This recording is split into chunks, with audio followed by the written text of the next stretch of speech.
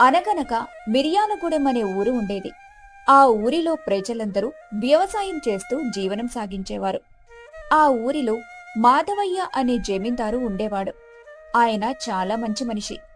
ఎవరికైనా సహాయం చేసే గుణం కలవాడు. అలా రోజులు గడుస్తూ ఉంటాయి. ఒకరోజు ఊరిలో మాధవయ్య నడుచుకుని వెళ్తూ ఉండగా ఆ ఊరి చివరన చెట్టు కింద ఒక స్వామీజీ కూర్చొని ఉండటం గమనిస్తాడు. అప్పుడే జమీందారు స్వామీజీ దగ్గరికి వెళ్లి ఇలా అంటాడు. స్వామి, మీరెవరు? ఎక్కడ్నుంచి వచ్చారు? మీరెందుకిలా మా ఊరి చివర కూర్చున్నారో నాకు కొంచెం సెలవిస్తారా? నాయనా, నీ ముఖం చూస్తే చాలా మంచివాడిలా ఉన్నావు. అలాగే నీ మంచితనం వలనే నీ ఇంట్లో కూడా లక్ష్మీదేవి నిత్యం తాండవిస్తూ ఉంటుంది. కాని నువ్వు నీ కూతురికి మంచి సంబంధం కోసం చాలా కాలంగా వెతుకుతున్నావు. ఆ కోరిక కూడా తొందరలోనే నెరవేరుతుంది. మాధవయ్య స్వామీజీ అలా తన గురించి చెప్పడం విని ఆశ్చర్యంగా స్వామీజీ వైపు చూసి ఇలా అంటాడు. అవును స్వామి, మీరు చెప్పింది అక్షరాల నిజం. నేను నా కూతురి పెళ్లి కోసం చాలా రోజుల నుంచి సంబంధం కోసం వెతుకుతున్నాను. కాని నా కూతురికి సరైన సంబంధం దొరకడం లేదు. నా కూతురికి ఈ సంవత్సరమైనా పెళ్ళవుతుందా? నీ కూతురికి మంచి పెళ్లి సంబంధం ఈ నెల ఆఖరిలోగా కుదురుతుంది. కాని ఈ విభూది నీ కూతురు నుదుటిన పెళ్ళయ్యేంత వరకు ఉదయం సాయంత్రం పెట్టుకోవాలి. అలా చేస్తే నీ కూతురికి నీకు అంతా మంచి జరుగుతుంది అని ఒక విభూది పొట్లాన్ని తన సంచిలో నుంచి తీసి మాధవయ్యకి ఇస్తాడు. అలా మాధవయ్య ఆ విభూదిని ఇంటికి తీసుకుని వెళ్లి తన కూతురు లక్ష్మికిచ్చి ఇలా అంటాడు. అమ్మా లక్ష్మి, ఈ విభూదిని నువ్వు ప్రతిరోజు ఉదయం సాయంత్రం మర్చిపోకుండా నీ నుదుటిన పెట్టుకో అని లక్ష్మి చేతికి ఆ విభూది ఇస్తాడు. అప్పుడు లక్ష్మి విభూదిని చూసి ఇలా అంటుంది. ఎందుకు నాన్నగారు ఈ విభూదిని నేను ఉదయం సాయంత్రం పెట్టుకోవాలి? ఇదేమైనా గుడిలో పూజ చేసి పంతులు గారిచ్చారా? లేదమ్మా, నేనలా వీధి చివరికి వెళ్తే ఒక స్వామీజీ ఈ విభూది నిన్ను ధరించమని చెప్పారు. అలా అయితే నీకు నెల తిరగకుండానే మంచి సంబంధం కుదురుతుంది అని కూడా చెప్పారు. మాధవయ్య అలా చెప్పడం వల్ల లక్ష్మి ప్రతిరోజు మరిచిపోకుండా ఆ స్వామీజీ ఇచ్చిన విభూదిని ఉదయం సాయంత్రం నుదుటిన పెట్టుకునేది. అలా స్వామీజీ చెప్పినట్టుగానే లక్ష్మికి ఒక మంచి సంబంధం కుదురుతుంది. అలా పెళ్లి ముహూర్తం కూడా ఖాయం చేస్తారు. అప్పుడు మాధవయ్య ఆ స్వామీజీని వెతుక్కుంటూ మళ్లీ ఊరి చివరికి వెళ్తాడు. అప్పుడు స్వామీజీ ఆ చెట్టు కింద కూర్చొని ధ్యానం చేస్తూ ఉంటాడు. అప్పుడు మాధవయ్య స్వామీజీతో ఇలా అంటాడు. స్వామి, మీరు చాలా మహిమగలవారు. ఎన్నాళ్ల నుంచో నా కూతురికి మంచి సంబంధం దొరక్క చాలా ఇబ్బందులు పడుతున్నాను. కాని మీరిచ్చిన విభూది నా కూతురు పెట్టుకోవడం వలన మీరు చెప్పినట్టుగానే నా కూతురికి ఒక మంచి సంబంధం కుదిరింది. అంతా మీ మహిమే. స్వామి, ఇంతకీ మీది ఏ ఊరు? ఎక్కడ్నుంచి మా ఊరికి వచ్చారు? మాధవయ్య మాటలు విన్న స్వామీజీ చిన్న చిరునవ్వు నవ్వి ఇలా అంటాడు. చూడు బాబు, నాకంటూ ప్రత్యేకంగా ఇల్లు ఊరు అవేవి ఉండవు. నేను ఊరు ఊరు తిరుగుతూ ప్రవచనాలు చెబుతూ జీవనం సాగిస్తూ ఉంటా.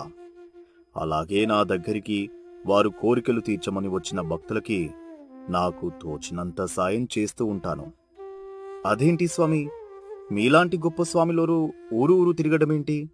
మీలాంటి వారు మా ఊరిలో ఉంటే మా ఊరికి ఎలాంటి కష్టముండదు. కావున మీరు మా ఊరిలో ఉండడానికి అంగీకరించండి అయ్యా. మీరు మా ఊరిలో ఉండడానికి కావలసిన అన్ని వసతులను నేను మీకు సమకూరుస్తాను అని మాధవయ్య స్వామీజీని బ్రతిమలాడతాడు. సరే బాబు, నువ్వు ఇంతలా బాధపడుతున్నావు కాబట్టి నేను మీ ఊరిలో ఉండడానికి అంగీకరిస్తాను. కానీ నేను అప్పుడప్పుడు తపస్సు చేయడానికి హిమాలయాలకు కూడా వెళ్తాను. అలాగే ప్రవచనాలు చెప్పడానికి కూడా వేరే ఊరు వెళ్లాల్సి ఉంటుంది. అలాంటప్పుడు రావడానికి చాలా సమయం పట్టవచ్చు, లేదా రాకపోవచ్చు కూడా. స్వామి, మీకు నచ్చినన్ని రోజులు మా ఊరిలో ఉండండి. మీరు మా ఊరిలో ఉన్నన్ని రోజులు మా ఊరి ప్రజల కోరికలను తీర్చడానికి ప్రయత్నించండి. మా ఊరిలో ప్రజలు ఎలాంటి ఇబ్బందులు పడకుండా చూసుకునే బాధ్యత మీదే అని చెప్పి స్వామీజీకి ఒక ఇల్లు మాధవయ్య ఏర్పాటు చేస్తాడు. అలా స్వామీజీ ఇంట్లో ఉంటూ ఆ ఊరిలో ఉండే ప్రజల కోరికలను తన మహిమలతో తీరుస్తూ ఉండేవాడు. అలాగే స్వామీజీకి ప్రతిరోజు పంచభక్ష పరమాన్నాలతో భోజనాలు కూడా ఊర్లో వారు ఏర్పాటు చేసేవారు.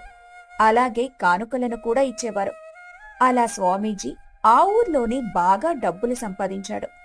తను సంపాదించిన డబ్బులన్నింటినీ తన దగ్గరున్న ఒక లక్కపెట్టెలో దాచేవాడు. అలా రోజులు గడిచిపోతూ ఉంటాయి. ఒకరోజు స్వామీజీ సాయంత్రం పూట ప్రవచనాలు చెప్పి భక్తులిచ్చిన కానుకలను స్వీకరించి వాటన్నింటినీ తన పెట్టెలో దాస్తాడు. ఇంతలో స్వామీజీ దగ్గరికి రంగా అనే వ్యక్తి వచ్చి స్వామీజీతో ఇలా అంటాడు. స్వామి, దండాలు స్వామి. నాకు బాగా ఆకలి వేస్తుంది. తినడానికి ఏమైనా పెట్టండి స్వామి. ఆ మాట విన్న స్వామీజీ రంగాపై జాలిపడి తన దగ్గరున్న పళ్ళు ఫలాలు రంగాకు పెడతాడు. అప్పుడు రంగా ఆ పళ్ళు ఫలాలను కడుపు నిండా తిని స్వామీజీతో ఇలా అంటాడు. స్వామి, చాలా రాత్రి అయిపోయింది. నేను ఈ చీకటిలో మా ఊరికి వెళ్ళలేను. కావున ఈ రాత్రికి ఇక్కడే మీ దగ్గరే నిద్ర చేసి పొద్దున్నే వెళ్ళిపోతాను అని చాలా అమాయకంగా ముఖం పెట్టి స్వామిని ప్రాధేయపడతాడు. దానికి స్వామీజీ అంగీకరిస్తాడు. అలా రంగా ఆ రాత్రంతా స్వామీజీ ఇంట్లోనే నిద్రపోతాడు. ఇక తెల్లవారిపోతుంది. అప్పుడు రంగ నిద్రలేచి స్వామీజీ నుంచి వెళ్లిపోతూ ఉండగా రంగ స్వామీజీతో ఇలా అంటాడు. స్వామి, నేనొక అనాథని. నాకెవరూ లేరు. నాకు ఉండడానికి ఇల్లు లేదు. కావున మీరు నాపై కాస్త దయచూపి మీతో పాటు నన్ను మీ శిష్యుడిగా మీ దగ్గరే ఉండనివ్వండి. మీకు సేవ చేసుకుంటూ కాలాన్ని గడిపేస్తూ ఉంటాను. మీలాంటి వారికి సేవ చేసుకునే అదృష్టం నాకు కల్పించండి స్వామి అని స్వామీజీని అడుగుతాడు. అప్పుడు స్వామీజీ రంగాపై జాలిపడి ఇలా అంటాడు. సరే, నీకు ఎవరూ లేరు అంటున్నావు కాబట్టి నువ్వు కూడా ఈ రోజు నుంచి నాతో పాటు ఉండు. నాకు ఈ ఊరిలో వారు భోజనం ప్రతిరోజూ తెస్తారు. దానిలో నువ్వు కూడా సగం తినవచ్చు. అలా స్వామి మాటలు విన్న రంగా చాలా సంతోషిస్తాడు. అలా రంగా ప్రతిరోజు స్వామీజీకి సేవలు చేస్తూ ఆ ఊరిలో వారు స్వామీజీకి తీసుకొచ్చిన ఆహారంలో స్వామీజీ తినగా మిగిలిన ఆహారాన్ని రంగా తినేవాడు. అలా రోజులు గడిచిపోతూ ఉంటాయి. ఒకరోజు స్వామీజీ తన శిష్యుడైన రంగాని తీసుకుని పొరుగురు భక్తి ప్రవచనాలు చెప్పడానికని వెళ్తాడు. అక్కడ ప్రజలు స్వామీజీ ప్రవచనాలకు మెచ్చి చాలా ఎక్కువ మొత్తంలో కానుకలిస్తారు. అలా స్వామీజీ రంగా ఆ కానుకలను తీసుకుని ఇంటికి వస్తారు.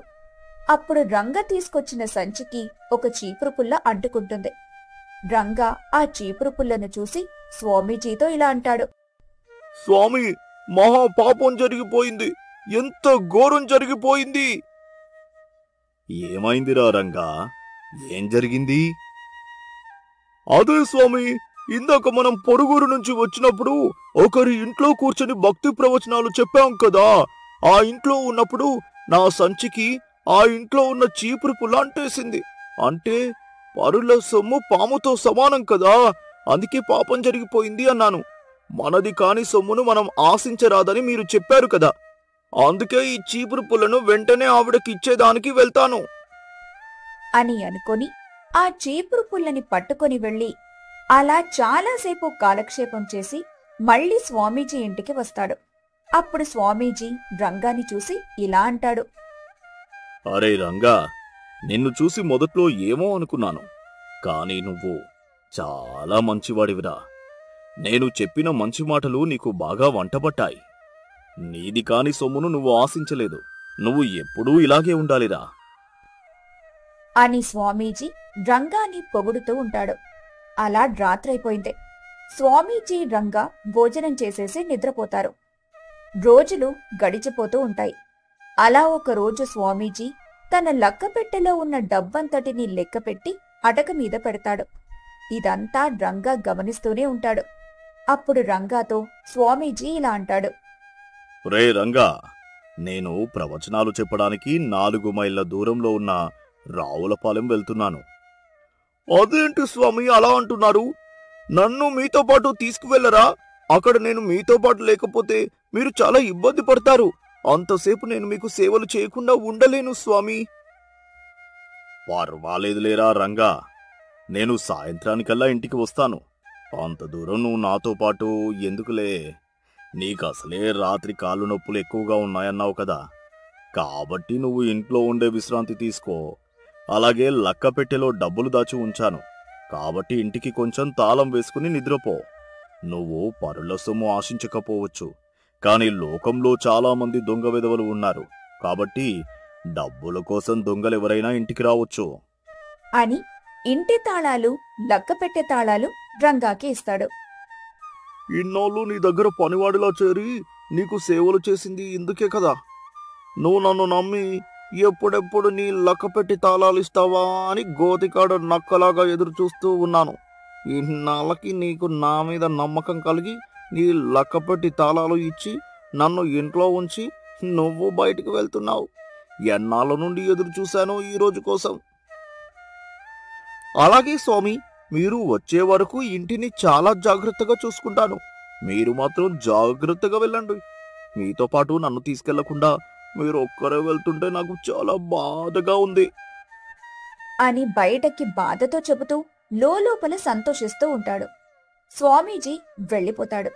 అలా స్వామీజీ వెళ్ళిపోగానే రంగా అటక మీదున్న లక్కపెట్టె కిందకు దించి దాని తాళాలు తీసేసి అందులో ఉన్న డబ్బులన్నింటినీ తన భుజంపై ఉన్న కండువాలో మూటకట్టి తనతో పాటు వాటిని పట్టుకుని ఆ ఇంటి నుంచి పారిపోతాడు. అలా సాయంత్రం అయిపోతుంది. స్వామీజీ ప్రవచనాలు చెప్పి ఇంటికి వస్తాడు. అప్పుడు స్వామీజీ ఇలా అరుస్తూ ఉంటాడు. రంగా, రంగా, ఎక్కడికి వెళ్ళావురా అని గట్టిగా కేకలు వేస్తూ ఇల్లంతా వెతుకుతాడు. అలా బయటకు వచ్చి ఇరుకు పొరుగు వారిని కూడా అడుగుతాడు. అయినా కాని ఏమీ ప్రయోజనం లేకుండా పోతుంది. అప్పుడు స్వామీజీ తన లక్కపెట్టెలో తను పెట్టిన డబ్బులు లేకపోవడం చూసి ఇలా అంటాడు. రే రంగా, ఎంత నమ్మక ద్రోహం చేశావురా. నువ్వు ఇన్నాళ్ళు నా దగ్గర శిష్యుడిగా నాకు సేవలు చేస్తూ నన్ను నమ్మించి నేను కష్టపడి ప్రవచనాలు చెబుతూ సంపాదించిన డబ్బుల్ని దొంగతనం చేసి పట్టుకుని వెళ్ళిపోతావా? నన్ను నమ్మించడానికి ఎన్ని నీతి కబుర్లు చెప్పావురా. నీలాంటి వాడికి పుట్టగతులు ఉండవు, పురుగులు పట్టిపోతావురా అని స్వామీజీ రంగాని శాపనార్థాలు పెడుతూ ఉంటాడు. అలా రంగ చేసిన నమ్మక ద్రోహం వల్ల అప్పుడు స్వామీజీకి ఎవ్వరినీ గుడ్డిగా నమ్మరాదనే విషయం తెలిసి వస్తుంది. అలా తన తప్పు తాను తెలుసుకొని ఆ రోజు నుంచి ఎవ్వరినీ నమ్మకుండా జీవనం సాగిస్తూ ఉండేవాడు.